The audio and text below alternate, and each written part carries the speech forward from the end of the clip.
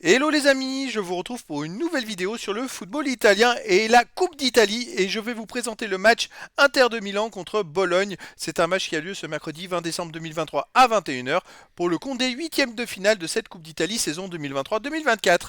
Alors dans cette vidéo, je vais essayer de définir une tendance à ce match en partant des statistiques de la Serie A. Et donc, on va voir le classement de ces deux équipes en Serie A avec leurs statistiques. On verra ensuite le classement des meilleurs buteurs et passeurs pour ces deux équipes en Serie A. On enchaînera par les 10 derniers résultats, toutes compétitions confondues et les stats. Et on terminera par les compos d'équipes probables et tactiques éventuelles, ce qui nous permettra d'avoir une idée, une tendance à ce match. Pour ceux qui souhaitent voir ce match à la télé, sachez que vous pouvez le voir sur l'équipe live. Alors, en Serie A, on a donc l'Inter de Milan qui est premier avec 41 points en 16 matchs, 13 victoires, 2 nuls, 1 défaite, 39 buts pour, 17 buts encaissés, plus 32 de différence de but. C'est une saison fantastique pour l'Inter de Milan. Ils ont perdu qu'une fois, mais surtout ils ont la meilleure défense. Ils ont pris que 7 buts en 16 matchs. Et surtout ils ont la meilleure attaque, 39 buts en 16 matchs également. Saison assez exceptionnelle pour l'Inter de Milan. Bologne de son côté, ils sont pas si loin que ça. Enfin, ils sont quand même quatrième du classement avec 28 points en 16 matchs, 7 victoires, 7 nuls, seulement 2 défaites, 20 buts marqués, 12 buts encaissés, plus 8 de différence de but. Ce qui fait la grosse différence entre ces deux équipes, c'est le nombre de buts marqués pour l'Inter de Milan, mais aussi le nombre de matchs nuls que Bologne fait comparé à l'Inter de Milan qui enchaîne les victoires. Au niveau des buteurs, alors pour l'Inter de Milan, on a Lautaro Martinez qui est meilleur marqueur de Serie A avec 15 buts en 16 matchs. Pour Bologne, on a Zirkzee avec 7 buts. Après pour l'Inter, on a Calhanoglu et Marcus Thuram le français avec 7 buts. Après pour Bologne, Orsolini 4 buts. Et après on a plein de joueurs à 3, 2 et 1 but pour les deux équipes. Pour les passeurs décisifs, Marcus Thuram le français, il est meilleur passeur de Serie A avec 6 passes décisives. C'est quand même pas mal parce qu'il a marqué 7 buts et 6 passes décisives en 16 matchs. Ça veut dire qu'il est sur 13 buts en 16 matchs. C'est une belle performance. Ensuite, pour l'Inter de Milan, on a Di Marco Mkhitaryan avec 4 passes. Après, on a Barella et Dumfries 3 passes. Pour Bologne, les premiers joueurs sont Ferguson et Zirkzee avec 2 passes décisives. Après, il y a d'autres joueurs à 2 passes et une passe pour les deux équipes.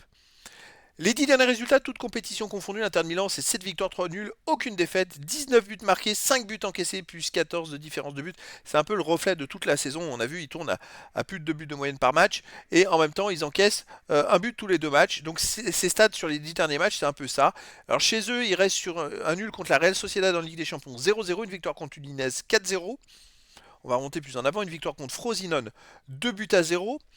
Une victoire contre la Lazio de Rome, 1 but à 0. C'est-à-dire que chez eux, sur les 4 derniers matchs, l'Inter Milan n'encaisse pas de but. Alors ils ont fait un match nul effectivement, mais ils ont fait 3 victoires, un match nul, mais ils n'encaissent pas de but.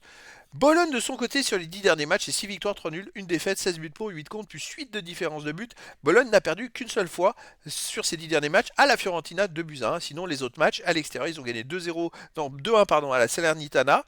Donc ils ont perdu 2-1 à la Fiorentina. Ils ont fait un partout à Sassuolo et ils ont fait 2-2 à l'Inter de Milan. Ah tiens, très intéressant, Inter de Milan, j'ai un match, Inter de Milan-Bologne le 7 octobre dernier, en Serie A, où les deux équipes se sont affrontées, et il y a eu 2 buts partout. Alors c'est vrai, parce que quand je voyais ces statistiques, je me disais, Bologne fait beaucoup de matchs nuls, il serait capable d'aller embêter l'Inter de Milan. Et bien effectivement, sur les matchs de l'Inter de Milan, l'Inter de Milan, ils ont gagné beaucoup, ils ont fait très peu de matchs nuls, ils ont fait qu'une défaite, mais dans ces matchs nuls, il y a un match nul 2-2 chez eux contre Bologne, donc il y a déjà un préquel à ce match-là, ça va être très intéressant. Au niveau des compos d'équipe et tactiques, pour l'Inter de Milan, ça serait du 3-5-2 classique avec gardien Odero. Et pour les joueurs de champ, Bisek, Acerbi, Bastoni, Darmian, Fratesi, Aslani, Barella, Augusto, Thuram et Arnautovic. Donc l'Inter de Milan fait un peu tourner son effectif. Donc l'équipe sera peut-être même un peu moins forte quand elle avait affronté Bologne ou quand il y avait eu 2-2. Pour Bologne, tactique, ça serait du 4-2-3-1 et gardien Vaglia. Pour les joueurs de champ, Poche, Lucumi, Calafiori, Lico, Giannis, Moreau, Freuler, Endoy, Eibischer, Sailmakers et Vandoy donc.